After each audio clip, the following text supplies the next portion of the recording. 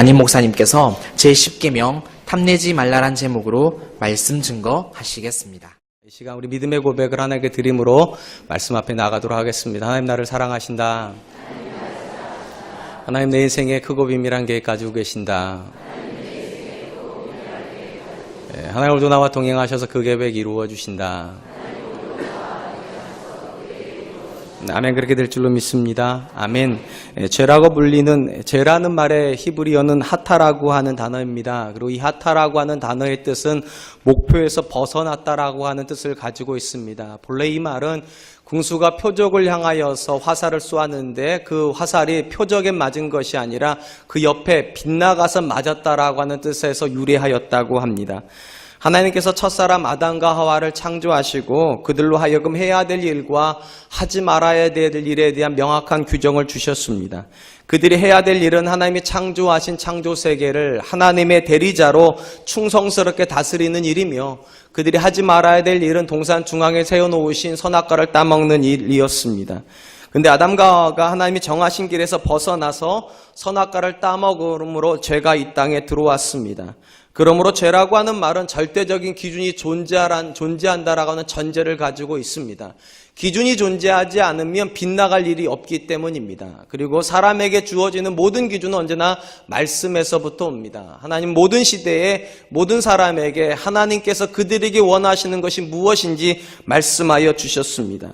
해야 될 것이 있고 하지 말아야 될 것이 있습니다. 우리가 지난 10주 동안 살펴보았던 10계명은 8개의 하지 말아야 될 일과 2개의 해야 될 절대적인 일에 대한 기준입니다.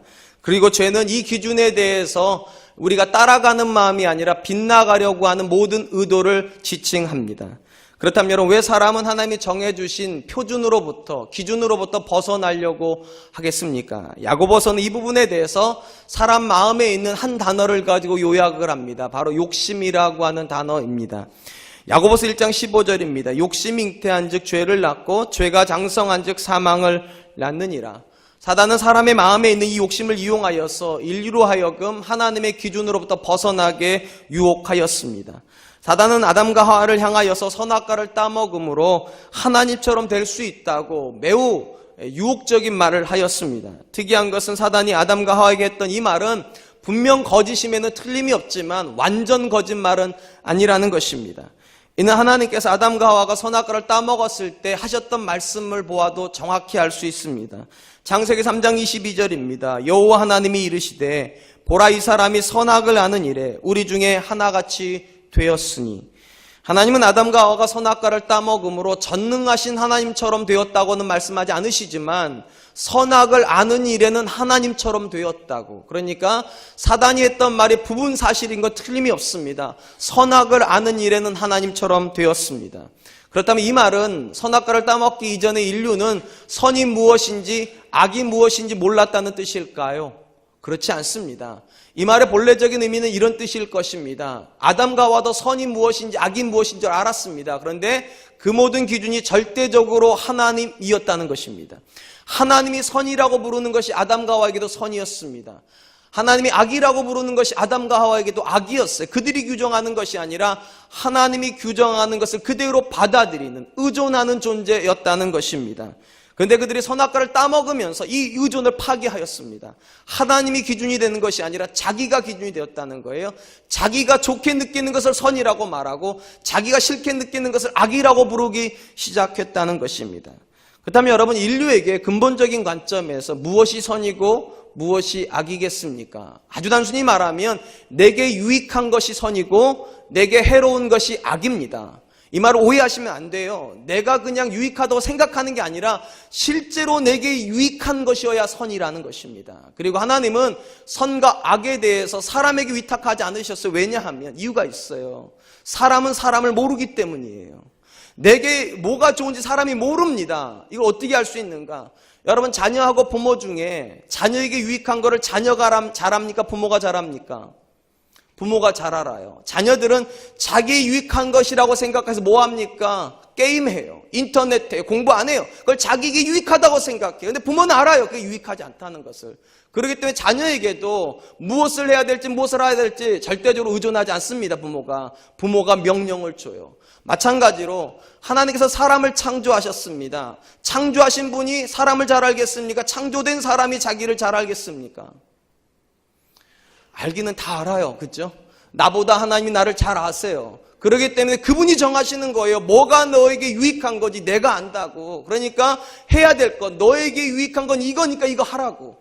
너에게 해로운 건 이거니까 이거 하지 말라고. 그렇게 규정해 놓았습니다. 근데 문제는 사단이 이걸 깨고 싶은 거예요. 그래야 하나님 관계가 깨지니까. 깨지려면 기준이 바뀌어야 되지 않겠습니까? 사람이 하나님의 기준을 따라가면 안 되잖아요. 자기 마음대로 기준을 바꿔서 해로운 것도 유익하다고 말을 해야 되고 그걸 추구해야지만 죄가 들어오니까. 그래서 뭘 공격합니까? 기준점이 되었던 선악과를 공격하는 것입니다. 내게 유익한 걸 내가 정하라는 거예요. 하나님이 너의 유익한 걸 정하지 말고 네 눈에 좋은 걸 네가 좋다고 말하라고. 그때로부터 죄는 하나님이 무엇을 원하는가, 무엇이 하나님께 좋아 보이는가가 아니에요. 그때로부터 모든 선과 악은 기준이 나예요. 내게 좋으면 선, 내 눈에 나빠 보이면 악. 그래서 오늘날 우리 아이들이 하는 말 중에 이런 말 있잖아요. feel good, so good. 느낌이 좋아? 그럼 좋은 거지 뭐. 그 아무리 해롭다고 하나님 말씀하시고 죄라고 말해도 내게 유익하면 그게 선인 거지. 사랑하는 성도 여러분, 여러분 인생에 누가 유익을 결정합니까? 여러분은 무엇을 선이라고 부르시고 무엇을 악이라고 부르십니까? 여러분도 혹시 여러분에게 유익을 가져오면 선입니까? 여러분들에게 해를 가져오면 그냥 단순히 그것이 악입니까? 아니면 하나님이 유익하다고 말씀하시는 게 선입니까? 저는 저와 여러분들이 돌아갈 지점이 그 지점이라고 믿습니다. 아무리 해로워도 하나님이 그것이 내게 유익이라고 말씀하시면 그게 선이 돼야 됩니다. 아무리 내게 악해 보여도 하나님께서 그것이 내게 좋다고 말씀하시면 그것이 진짜 선이 돼야 될 줄로 믿습니다. 오늘 우리가 읽은 이 10계명의 마지막 계명은 우리 안에 나오는 이 잘못된 욕심에 대한 계명입니다. 하나님이 선이라고 부르는 걸 악이라고 불러놓고 악이라고 부르는 것을 선으로 바꾸려고 이 잘못된 욕심, 그것을 성경은 탐심이라고 그렇게 부릅니다. 그렇다면 여러분 무엇이 탐심입니까? 본문에 나와 있는 것처럼 내게 주어지지 않은 것인데 마치 내가 가질 수 있다고 생각하는 것, 내 것이 아닌데도 내 것이 될 수 있다고 생각하는 일체의 감정을 성경은 탐심이라고 부릅니다. 성경은 하나님께서 언제나 소유에 대한 경계를 정하시는 분이라고 그렇게 말을 합니다. 그리고 이 하나님께 정해두신 소유의 경계는 절대로 변개되지 않습니다. 신명기에 보면 모세가 가나안 땅에 들어간 이스라엘에게 해야 될 일과 하지 말아야 될 일에 대한 이야기를 해요. 근데 특별히 하지 말아야 될 일들 중에서 저주를 받는 행위가 있다라고 말씀하는 장면이 나옵니다. 그게 신명기 27장입니다. 이 화에 대한 선언이 나와요. 이 화에 대한 선언 중에 한 계명이 이것입니다. 신명기 27장 17절. 그의 이웃의 경계표를 옮기는 자는 저주를 받을 것이라 할 것이요 모든 백성은 아멘 할지니라. 하나님은 가나안 땅을 정복하고 나서 이스라엘로 하여금 땅을 분배하게 하셨습니다. 그리고 분배하여서 경계를 만든 다음에 모든 경계에다가는 돌을 하나 세우게 해놓으셨습니다. 그것이 지계표라고 하는 경계석입니다. 그 당시는 측량술이 발달되어 있지 않았기 때문에 사람이 그 돌을 옮기는 순간에 이것이 원래 어디 있었는지 분간이 되지를 않습니다. 그러니까 얼마든지 욕심을 내고 얼마든지 죄를 지으려면 죄가 지어져요. 그러니까 하나님이 뭐라고 말씀하죠? 그거는 하나님이 규정해 놓으신 거니까 절대로 옮기면 안 되는 거라고. 그거는 사람에게 죄 짓는 것이 아니라 내게 죄 짓는 거라고. 그거는 화를 당하는 거라고. 그렇게 해서 지계석을 옮기지 못하게 말씀해 놓으셨습니다. 그런데 이런 경계가 땅에만 있는 게 아니라는 것입니다. 우리 인간관계에도 내가 넘어가지 못하는 경계가 있다는 거예요. 그 단어가 이웃이라고 하는 단어입니다. 오늘 보면 이렇게 되어 있어요. 내 이웃의 집을 탐내지 말라. 내 이웃의 아내나 그의 남종이나 그의 여종이나 그의 소나 그의 낙이나 물론 내 이웃의 소유를 탐내지 말라. 경계선을 정해 놓으셨다는 거예요. 지계표가 정해졌어요. 그의 아내예요. 그의 종이에요. 그의 집이에요. 절대로 너의 것이 될 수 없다. 그것을 향하여서 마음조차 갖지 말라고. 그 마음 갖는 것 자체가 이미 죄라고 말씀하십니다. 우리가 이 탐심에 대한 10번째 계명을 살펴보기 전에 먼저 한 가지 짚고 넘어갈 것이 있습니다. 10계명은 10개의 계명이 다 동등하게 다 가치가 있습니다. 동일한 계명이기 때문에. 그런데 동일한 계명임에도 불구하고 뿌리가 되는, 기초가 되는 계명이 있는 건 부정할 수가 없습니다. 예를 들면 1계명부터 5계명, 하나님과 관련된 계명에서 뿌리가 되는 계명은 제1계명입니다. 하나님 외에는 존재하지 않는다. 이게 왜 뿌리가 되는가? 하나님 외에 누군가가 존재할 수 있다면 우상은 만들어질 수 있는 겁니다. 근데 하나님만 계셔야 된다면 우상은 못 만드는 거예요. 그리고 하나님만 계시고 다른 신에게 의존할 수 없다면 우리는 하나님을 망령되이 일컫지 못합니다. 하나님만 계시다면 그분이 예배받는 안식일을 범할 수 없습니다. 하나님만 계시다면 하나님께서 내 위에 권위로 주신 부모의 권위를 무시할 수 없습니다. 그러니까 제1계명이 살아야 나머지 계명이 살아요. 물론 십계명에서 제1계명은 가장 큰 계명 중에 하나로 볼 수 있어요. 왜냐하면 사람과 하는 계명까지 다 들어가기 때문에. 하나님이 계시는데 하나님 뻔히 보고 계신데 도둑질 못하잖아요. 어쨌든 하나님과 관련돼서는 제1계명이 뿌리가 되는 계명이라면 사람과 관련된 5가지 계명, 6계명부터 10계명까지 해서 가장 근본이 되는 계명은 제10계명입니다. 10번째, 탐욕하지 마라. 탐심을 가지지 말라는 게 가장 근본일 것입니다. 왜냐하면 사람이 자기 걸로 만족하면 절대로 살인 안 합니다. 자기 걸로 만족하는데 간음 안 합니다. 도둑질 안 합니다. 거짓말 안 합니다. 탐심이 들어오기 때문에 그 모든 일이 일어나요. 그러니까 사람 간에 지어지는 모든 범죄의 뿌리가 탐심입니다. 이렇게 말해도 틀리지 않는 이유가 있어요. 여러분 다윗의 범죄를 기억하십니까?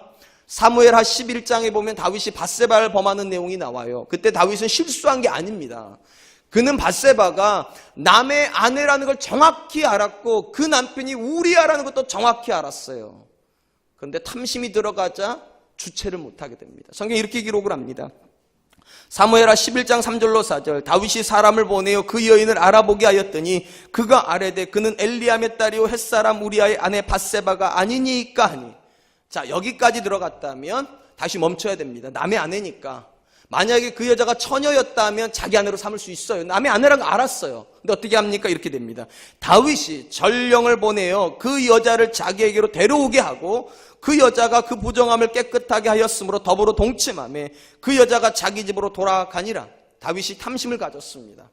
탐심을 갖자 어떤 일이 벌어졌습니까? 간음이 벌어졌어요. 간음에 벌어져 끝나면 괜찮은데 다윗이 이걸 숨기고 싶습니다. 거짓으로 덮어야 되겠어요. 어떻게 합니까? 전쟁터에 있어도 우리아를 불러옵니다. 그리고 아내가 있는 집으로 가라고 그럽니다. 왜 그렇게 합니까? 동침을 시켜야지만 아이가 태어날 때 숨길 수가 있잖아요. 유전자 감식 못한단 말이에요. 그 당시에는요. 어릴 때 몰라요. 그놈이. 죄송해요. 그렇게 말해서. 그놈이 그놈 같고 다. 숨겨야 되니까. 거짓말을 덮어야 되니까. 근데 문제는 우리아가 집에 안 내려갑니다. 거짓말이 안 통했어요. 그리고 이제 다시 우리아가 전쟁터로 갑니다. 다윗이 어떻게 합니까? 전쟁의 가장 앞에다 세우라고 그럽니다. 그리고 밀고 앞과 전쟁 성 앞까지 가라고. 그래서 뭐 맞으라고? 화살 맞으라고. 결국 화살 맞 죽습니다. 살인이 일어났어요. 자, 그러면 이제 우리아가 죽었으니까 애도를 해야 되잖아요. 근데 다윗이 어떻게 합니까? 애도하기는커녕 우리아가 죽었다는 사실을 듣자마자 어떻게 합니까? 밧세바를 자기 아내로 삼아 버립니다. 남의 아내를 데려다가 도둑질해가지고 자기 아내 삼은 거예요. 여러분 탐심이 하나 들어가자 나머지 계명이 다 무너져 버렸어요. 간음이 일어났죠. 거짓말이 일어났죠. 도둑질이 일어났죠. 그리고 뭐가 일어났습니까? 살인도 일어났습니다. 그렇기 때문에 탐심이 굉장히 무섭습니다. 탐심은 나머지 네 죄의 뿌리가 되고 있기 때문에. 그러니까 하나님께서 말씀하시잖아요. 내 이웃의 집을, 내 이웃의 아내를, 내 이웃의 소유는 어떤 것이라도 탐내면 안 된다. 그렇다면 우리가 이 탐심에 대해서 어떤 태도를 취해야 되겠습니까? 크게 3가지를 여러분과 나누려고 합니다. 첫 번째, 탐심이 죄라고 하는 사실에 대한 분명한 인식이 있어야 합니다. 탐심이 죄라고 하는 분명한 인식이 필요합니다. 사실 우리 생각 속에서는 살인, 간음, 도둑질, 거짓말에 비해서 탐심을 죄로 여기는 경향이 거의 없습니다. 왜냐하면 일반적으로 대부분의 사람들은 죄는 행동이라고 생각하기 때문이에요. 행동으로 내가 뭔가를 해야지 죄라고 생각을 해요. 그래서 살인 행동이잖아요. 간음 행동이잖아요. 도둑질 행동이잖아요. 거짓말 행동이잖아요. 그런데 탐심은 생각이라고 생각을 해요. 또는 감정이라고 생각을 해요. 아직까지 내 안에 있으니까 내가 그걸 통제할 수 있다고 생각을 해요. 근데 그건 우리의 생각일 뿐이에요. 성경 뭐라고 말하는가? 탐심은 죄입니다. 더 나아가서 사도 바울은 뭐라고까지 얘기하지 않습니까? 탐심이 사람에게 짓는 죄가 아니라 하나님께 짓는 죄다. 탐심은 우상숭배라고까지 이야기합니다. 골로새서 이런 말이 있어요. 골로새서 3장 5절 그러므로 땅에 있는 지체를 죽이라. 곧 음란과 부정과 사욕과 악한 정욕과 탐심이니 탐심은 우상숭배니라. 바울이 왜 탐심을 우상숭배라고 말을 하는 걸까? 이 부분을 이해하려면 우상이 뭔지를 좀 이해할 필요가 있습니다. 여러분, 우상은 정확하게 말씀드리면 하나님이 계셔야 될 자리에 대신 들어와서 사람을 다스리는 일체의 것을 다 우상이라고 부릅니다. 하나님과 같이 내게 지배력을 가지는 것. 근데 모든 우상 공통점이 있어요. 사람이 만든다는 것입니다. 근데 아이러니한 것은 사람이 만들면 사람의 통제를 받아야 될 텐데 우상은 사람이 만들어 놓고 사람을 다스립니다. 이게 아이러니예요. 내가 만들었는데 나를 지배를 해버려요. 가장 대표적인 걸 예수님께서 뭐라고 예를 드시는가? 돈을 예를 드십니다. 우리는 일반적으로 이렇게 믿잖아요. 돈이 사람을 만듭니까? 못 만들어요. 돈은 못 만듭니다. 대신에 사람이 돈을 만들어요. 가끔 우리는 얘기하잖아요. 사람 나고 돈 났지 돈 나고 사람 났냐고. 우리 그러죠? 왜 그런 얘기합니까? 그래야 되는데, 이론적은 그래야 되는데 그게 안 된단 말이에요. 마치 돈이 사람을 만드는 것처럼. 심지어 우리는 돈을 번다고도 얘기를 하는데 돈을 벌기는 내가 벌어요. 근데 나를 다스리는 건 돈이에요. 예수님께서 이렇게 말씀하시죠. 마태복음 6장 24절, 한 사람이 두 주인을 섬기지 못할 것이니 혹 이를 미워하고 저를 사랑하거나 혹 이를 중히 여기고 저를 경히 여깁니다. 너희가 하나님과 재물을 겸하여 섬기지 못하느니라. 겸하여 다스리지 못한다고 되어 있지 않아요. 겸하여 섬기지 못한다고. 참 아이러니하죠. 하나님을 섬기는 건 이해가 돼요. 근데 돈을 우리가 섬긴다. 이론적으로 불가능한 일이에요. 왜냐하면 우리가 만든 건데, 우리가 창조해낸 건데 어떻게 그것이 우리를 섬기는가, 우리를 다스리는가. 그게 우상숭입니다. 여러분, 그러면 바로 이런 관점을 탐심에다 적용하면 그렇습니다. 여러분, 탐심이라고 하는 감정은 내 안에서 일어나는 거죠. 내가 만드는 거잖아요. 근데 이 탐심이 내 안에 일어나는 순간, 내가 그것을 만들어내는 순간 더 이상 내 통제를 받지 않습니다. 나를 지배합니다. 그 감정이 나를 지배합니다. 한번 생각해 보시기 바랍니다. 이웃의 좋은 집이 죄입니까? 그 사람이 좋은 집 사는 게 죄냐고요. 여기 밑에 우리 강남이라고 부르시던데 저 밑에 그 타워들 많잖아요. 무슨 팰리스들. 그거 죄입니까? 아니에요. 죄 아니에요. 자, 이웃의 아내가 아름다운 게 죄입니까? 이웃의 남편이 잘생기고 능력 있는 게 죄입니까?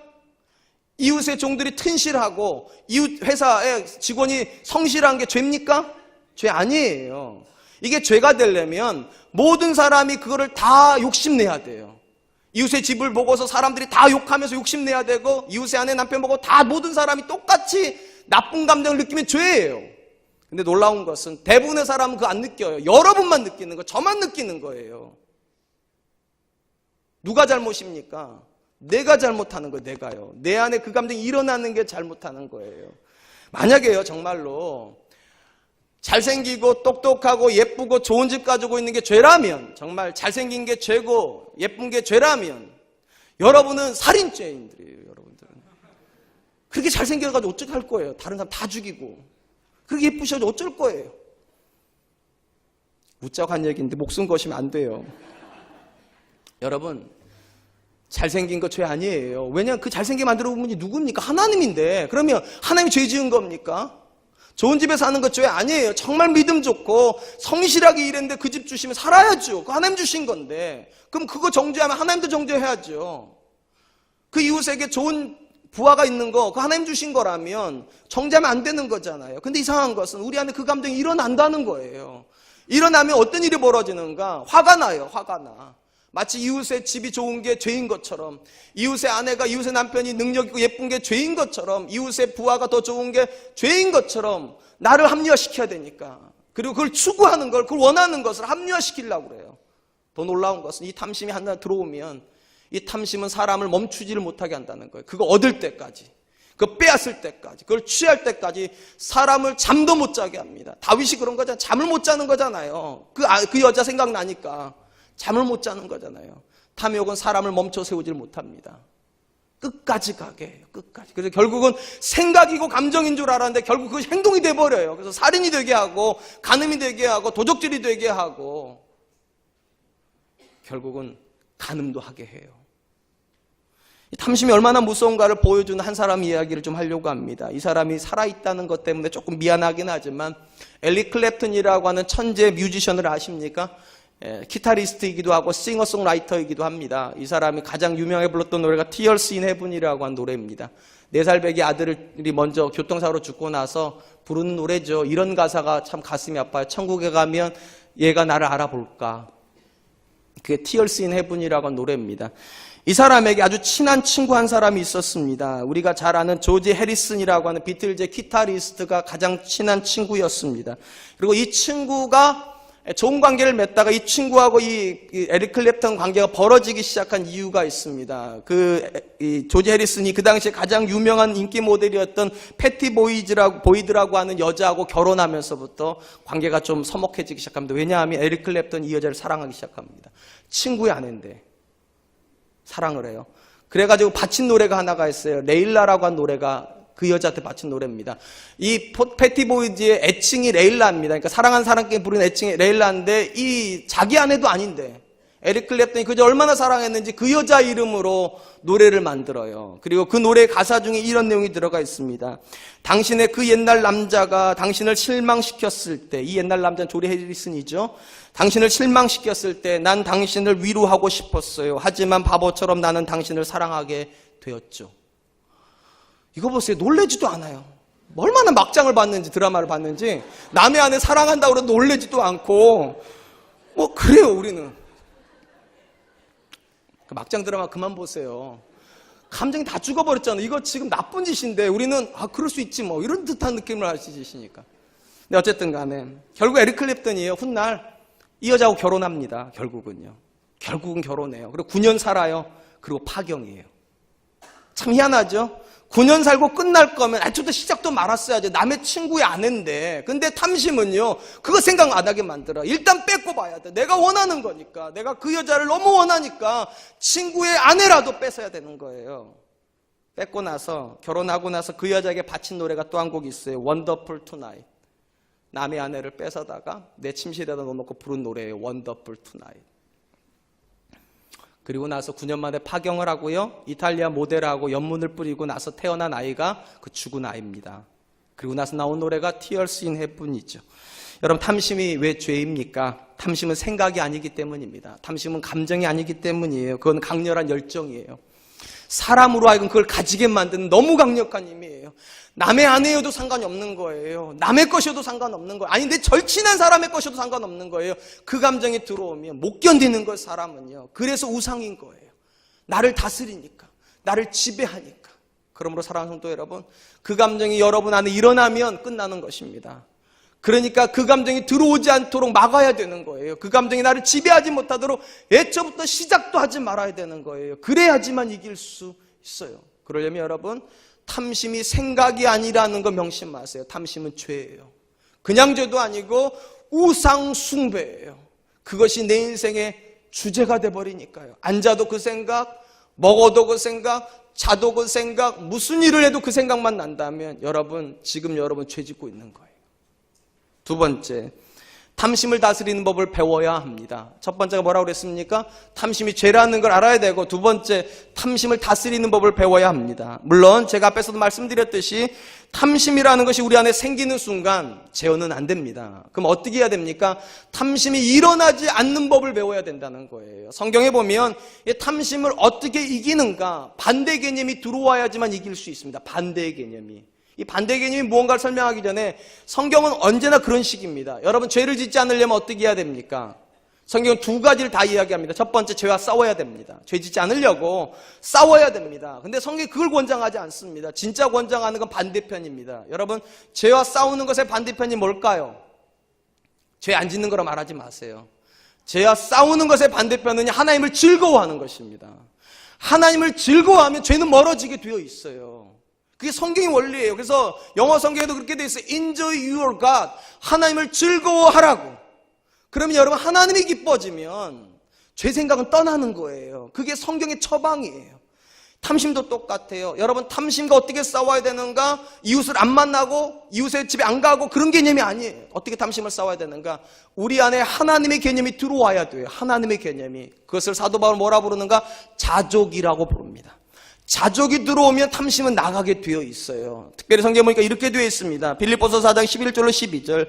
내가 궁핍함으로 말하는 것이 아니니라. 어떠한 형편이든지 나는 자족하기를 배웠노니 나는 비천에 처할 줄도 알고 풍부에 처할 줄도 알아. 모든 일 곧 배부름과 배고픔과 풍부와 궁핍에도 처할 줄 아는 일체의 비결을 배웠노라. 사도 바울이 말하는 이 자족이라고 하는 말의 원어적인 뜻은 더하거나 보충할 필요가 없이 충분하거나 넘치는 이란 뜻입니다. 그러니까 사도 바울이 성공을 몰라가지고 자기 만족한다 말하는 게 아니라 성공도 안다는 거예요. 부요를 몰라가지고 가난한 처지를 만족하는 게 아니라는 거예요. 부요도 안다는 거예요. 다 아는데 사도 바울이 지금까지 살아오면서 경험한 걸 통하여 깨달은 것이 있다는 거예요. 나는 넘치는 은혜를 받았다는 사실이요. 특별히 사도 바울이 여기 표현하고 있는 자족을 배웠다고 할 때 배웠다고 하는 개념은요, 후천적으로 습득했다는 뜻입니다. 탐욕은요, 배울 필요가 없습니다. 누구나 다 일어나는 감정이에요. 근데 여러분, 자족은 배워야 되는 감정이에요. 어떻게 배우는가?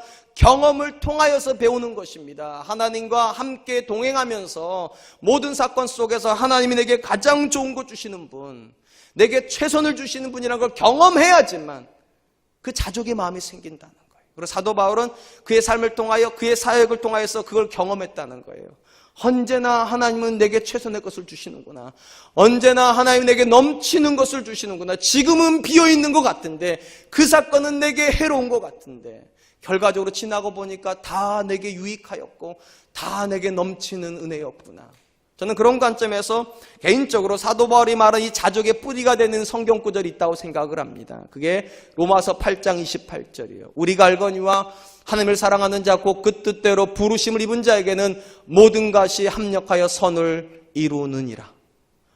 때로는 우리 눈에 좋아 보이는 것도 있고 나빠 보이는 것도 있어요. 근데 사도 바울이 뭐라고 말을 합니까? 그 모든 것은 다 하나님께로부터 왔고, 그리고 하나님께로 온 모든 것은 다 결과적으로 내게 좋은 일이 된다고. 좋은 일이 된다고. 사랑하는 성도 여러분, 여러분의 아내가 옆집 아내보다 안 이쁩니까? 하나님 실수하신 겁니까? 여러분의 남편이 옆집 남편보다 능력이 없습니다. 실수하신 겁니까? 아니에요. 좀 더 살아보세요. 좀 더요. 옆집 아내가 더 일찍 노하고 올지 몰라요. 좀 더 살아보세요. 옆집 남편이 갑자기 어느 날 넘어질지 몰라요. 좀 더 살아보시라고요. 사도 바울이 하는 말이 그거예요. 합력할 선을 이루는 거라고. 사랑하는 성도 여러분, 우린 그걸 믿어요. 하나님은 언제나 좋은 것 주시는 분. 왜냐하면 하나님은 사랑이시잖아요. 내 인생을 사랑하시잖아요. 여러분을 사랑하시잖아요. 사랑하면 좋은 것 주시지. 절대로 나쁜 거 안 줘요. 지금은 내 눈에는 안 좋아 보일 수 있어요.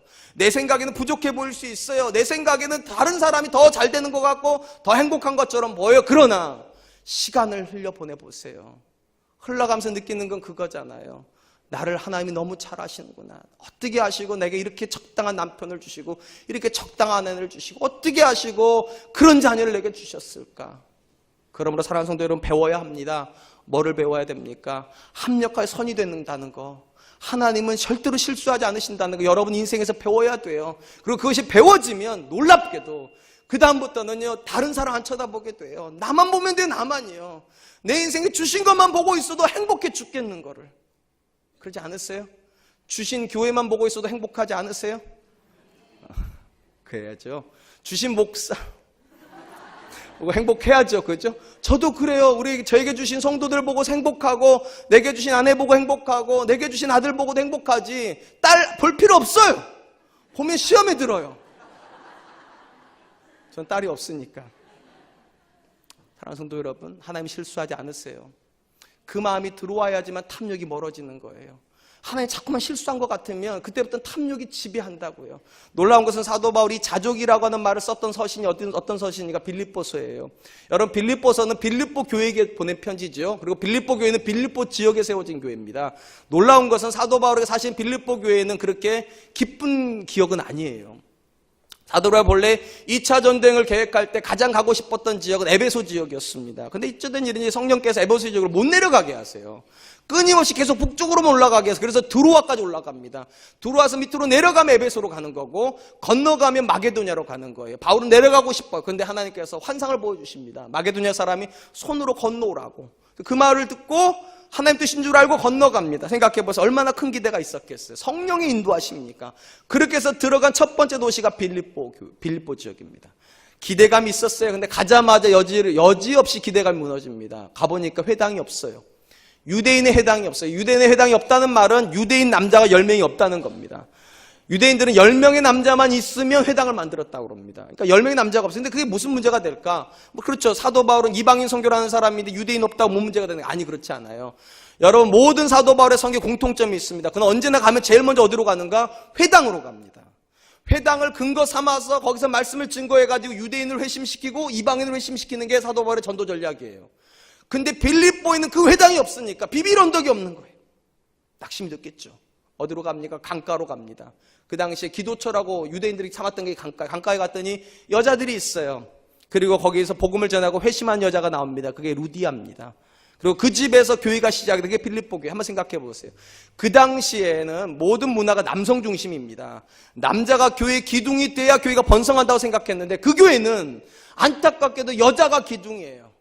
그럼 실망스럽지 않습니까? 전도 사역은 했지만 교회는 세워졌지만 놀라운 것은 사도 바울이 마지막 순교할 때까지 끝까지 전도비, 선교비를 보내주고 후원해줬던 교회가 어느 교회입니까? 빌립보 교회예요. 당장 실망감이 있었다니까요. 들어갈 때는요. 당장 절망감도 있었다니까요. 그런데 긴 시간을 놓고 보니까 사도 바울이 기뻐한다는 말을 16번이나 쓰는 교회는 이 교회밖에 없어요. 빌립보 교회. 실망을 주었던 교회인데 더 놀라운 것은 이 루디아를 만나고 나서 두 번째 사건이 무엇입니까? 귀신 들린 여자의 귀신을 쫓아다니는 사건이에요. 당연히 기뻐야 될 일 아닙니까? 귀신을 쫓아다니니까. 근데 놀라운 것은 이것 때문에 사도 바울과 실라는 매를 훔친 두들겨 맞습니다. 잘못한 게 없는데. 그리고 감옥에 들어갑니다. 여러분 기쁠 수 있습니까? 기쁠 수 없죠. 그런데도 사도 바울이 기뻐합니다. 그리고 기도합니다. 찬양합니다. 옥문이 열려버렸습니다. 어떤 일이 벌어졌습니까? 그 다음은 로마 간수가 회심을 해버려요. 여러분 사도 바울이 그 목적으로 거기 간 겁니까? 나 로마 간수 회심시켜야 되겠다고 두드려 맞아야 되겠다고 그런 겁니까? 아니에요. 그런 목적이 하나도 없었어요. 자기 계획이 다 틀어진 거예요. 복음 전하고 싶었는데 두드려 맞아버렸어요. 더 많은 사람들에게 복음을 전할 기회를 얻어야 되는데 감옥에 갇혀버렸다고요. 근데 놀라운 건 거기서 하나님 일을 하셨다고요. 로마 사람이 간수가 회심을 해버렸어요. 그러니까 사도 바울이 말하잖아요. 자기는 불행인 줄 알았고 자기는 절망인 줄 알았던 그 땅에서 내가 깨달은 것이 무엇이냐? 자족하는 거. 하나님은 그곳에서도 일하고 계시는구나. 하나님은 절대로 실망한 마음, 낙심한 마음대로 놔두지 않으시고 반드시 합력하여서 선을 만들어 놓으시는구나. 그러니까 나는 자족한다고. 사랑하는 성도 여러분, 지금 여러분이 가는 길이 어렵습니까? 지금 여러분의 상황이 옆집에 있는 상황보다 여러분이 잘 알고 있는 사람보다 어렵습니까? 그래도 믿으세요. 잘 가고 있다고. 잘 가고 있다고. 하나님께서 나와 함께 가시면 잘 가고 있는 거라고. 하나님은 내 자녀와 함께 가시면 잘 가고 있는 거라고. 반드시 하나님은 합력하여 선을 이루어 주실 거라고. 그러면 견눈질 안 하게 될 겁니다. 나만 보게 될 거예요. 내게 주신 은혜만 보게 될 거예요. 그것이 자족이에요. 우리 사랑과 은혜교회 성도님들이 이 자족의 마음을 배우고 훈련할 수 있기를 축원드립니다. 마지막으로 우리가 탐심을 극복하기 위해서 우리 안에 일어나는 욕심을 선한 방향으로 돌리는 법도 배워야 합니다. 욕심을 선한 방향으로 돌려 세워야 된다는 것입니다. 삶을 대하는 불교의 철학과 기독교의 철학은 확실히 다릅니다. 불교는 버리는 것을 근본으로 합니다. 우리가 잘 알고 있는 대로 불교 철학의 가장 핵심은 해탈이죠. 결국 해탈해야 돼요. 이 안에 있는 모든 걸 다 버려내야 됩니다. 그래서 해탈이라고 하는 경지에서 가장 중요한 경지는 아무것도 욕심내지 않는 것입니다. 아무 욕심도 안 나야 돼요. 그냥 물은 물이고 산은 산이어야 돼요. 물을 욕심내도 안 되고 산을 욕심내도 안 돼요. 그냥 그대로 내버려둬야 돼요. 그렇기 때문에 불교에서는 선한 일에 대한 욕심도 버려야 되는 겁니다. 욕심이 안 일어나야 되는데 여러분 기독교는 다릅니다. 기독교도 버리는 건 맞습니다. 근데 뭘 버려야 됩니까? 나쁜 걸 버리는 겁니다. 좋은 건 취하고. 기독교의 가장 중요한 핵심입니다. 욕심, 여러분 잘 생각해 보세요. 욕심 나쁜 겁니까? 욕심 사탄이 만들어낸 겁니까? 아닙니다. 욕심 하나님의 감정입니다. 하나님도 욕심이 굉장히 많으세요. 이 땅에 정말로 하나님의 사람을 찾고 싶은 욕심이 간절하시다고요. 평범한 사람이 아니라 얼마나 욕심 많은지 이렇게 말씀하시잖아요. 마음을 다하고 뜻을 다하고 성품을 다하여 주노의 하나님을 사랑하고 얼마나 욕심이 많으세요. 그럼 하나님도 죄 지은 겁니까? 욕심 부리셨다고? 아니에요. 여러분 욕심은 죄 아닙니다. 다 탐욕이 죄일 뿐이에요. 잘못된 방향으로 흘러가는 욕심이 잘못이지 선한 방향으로 흘러가는 욕심은 에너지입니다. 열정입니다. 한번 생각해 보세요. 욕심이 없었으면 물론 죄 안 짓겠죠. 근데 욕심이 없었으면 선한 일도 일어나지 않습니다. 대표적인 예를 몇 가지 들어보죠. 여러분, 성적인 욕심 잘못된 것입니까? 우리가 성욕이라고 부르는 거예요. 물론 성욕이 있기 때문에 간음이 일어나는 거 맞습니다. 근데 여러분, 성욕이 없으면 결혼 안 합니다. 결혼 안 하면 자녀 안 태어납니다. 그러니까 성욕은 나쁜 게 아니에요. 물질에 대한 욕심 나쁜 겁니까? 예, 맞아요. 물질에 대한 욕심이 있기 때문에 살인까지 일어나는 건 맞아요. 근데 물질에 대한 욕심이 없으면 사람이 일하지 않습니다. 사람이 일하지 않으면 사회는 발전하지 않습니다. 문제는 이것이에요. 내가 어느 방향으로 그 마음을 쓰느냐예요. 어느 방향으로. 욕심 자체가 나쁜 게 아니라 그 욕심이 어디로 흘러가는가가 문제라고요. 나를 부욕케 하는 쪽으로 흘러가면 그건 탐심이 돼요. 그러나 하나님과 이웃을 유익하게 하는 쪽으로 가면 그건 에너지예요. 선한 에너지. 그리고 사도 바울은 이렇게 권면을 합니다. 디모데전서 6장 17절로 18절. 내가 이 세대에서 부한 자들을 명하여 마음을 높이지 말고 정함이 없는 재물에 소망을 두지 말고 오직 우리에게 모든 것을 후히 주사 누리게 하신 하나님께 두며 선을 행하고 선한 사업을 많이 하고 나누어 주기를 좋아하며 너그러운 자가 되게 하라. 여러분, 사도 바울이 부를 정죄합니까? 정죄하지 않아요. 어떤 부를 정죄합니까? 부에다가 소망을 두고 있는, 탐심을 거기다 두고 있는 걸 정죄를 해요. 그러면 어떤 거 하라는 거예요? 선한 일에 욕심을 내라는, 선한 일을 나눠주기를 좋아하는 일을 욕심내라는 거예요. 그러면 그것은 하나님 앞에 바른 거라고. 사랑하는 성도 여러분, 여러분들은 어떤 마음을 가지고 계십니까? 혹시 여러분들도 무소유를 가장 높은 가치로 치고 있지는 않습니까? 여러분, 그건 기독교 아니에요. 그건 불교예요. 기독교는요, 열심히 일하는 거예요. 사도 바울이 뭐라고 말합니까? 일하기 싫어하는 자는 먹게도 하지 말라고. 또 뭐라고도 말합니까? 세월을 아끼라고. 하나님 앞에 일할 수 있는 게가 많지 않다고. 그러면 사랑하는 성도 여러분, 자족한다고 하여서 아무 일도 안 하는 거 아니에요. 그냥 지금 상태가 무조건 좋다고 아무것도 안 하는 게 아니에요. 하나님이 원하시는 건 맞아요. 지금 상태에 만족하면서 앞을 바라봐야 돼요. 하나님께 어떻게 하면 더 쓰임받을 수 있을까? 어떻게 하면 하나님 뜻을 이 땅에 이루면서 살 수 있을까? 어떻게 하면 하나님을 영화롭게 하고 이웃을 행복하게 만들어줄 수 있을까? 하나님, 나를 그렇게 써주십시오. 하나님, 내게 그런 열심 주십시오. 하나님, 내게 그런 비전도 주십시오. 긍정적인 관점에서 보면 대부분의 비전은 욕심으로부터 출발합니다. 나도 그런 사람 되고 싶다고.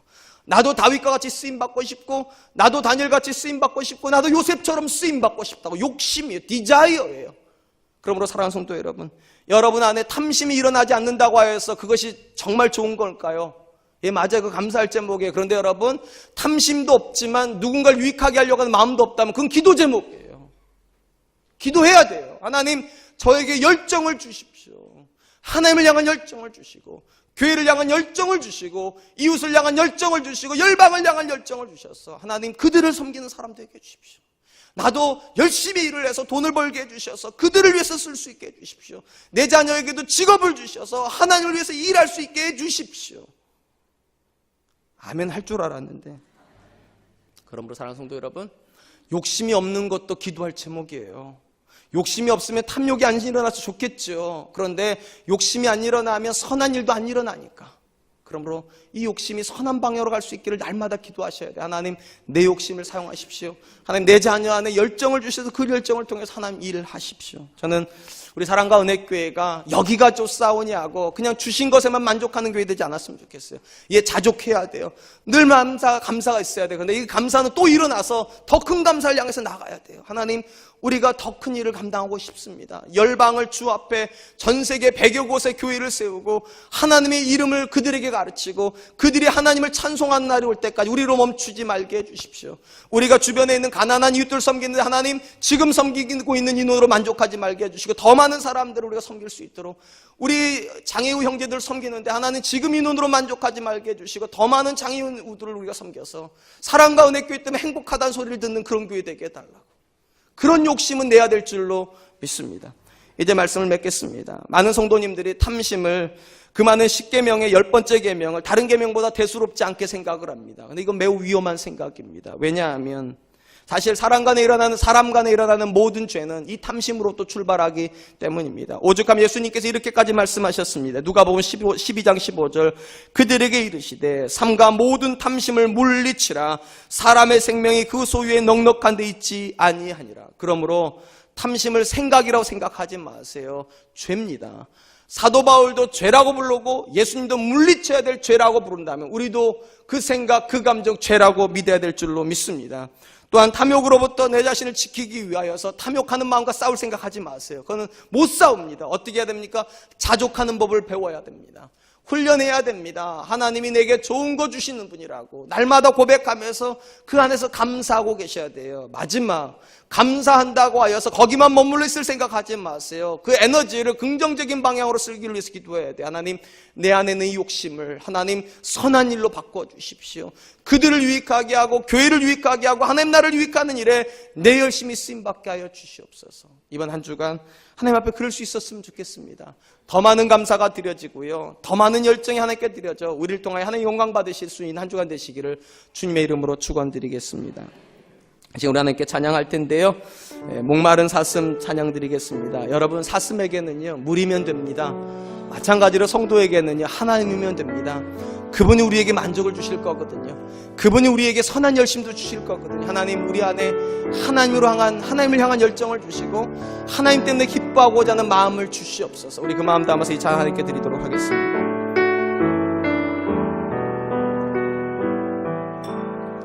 목마른 사슴 시냇물을 찾아 목마른 사슴 시냇물을 찾아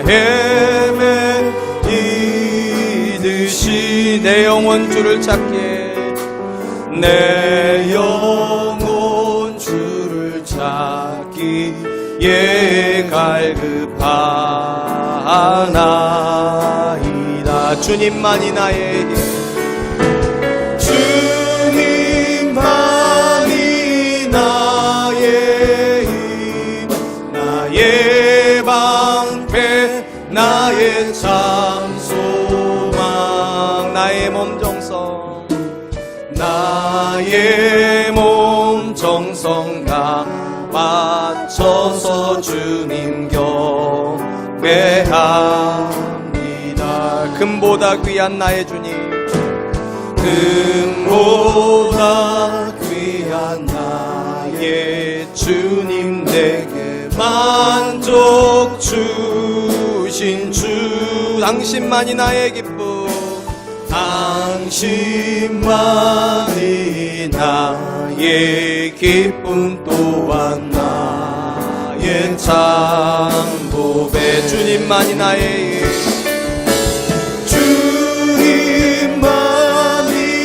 나의 힘 나의 방패 나의 참 소망 나의 몸 정성 나의 몸 정성 나 맞춰서 주님 경배함 주님만이 나의 힘 나의 방패 나의 참 소망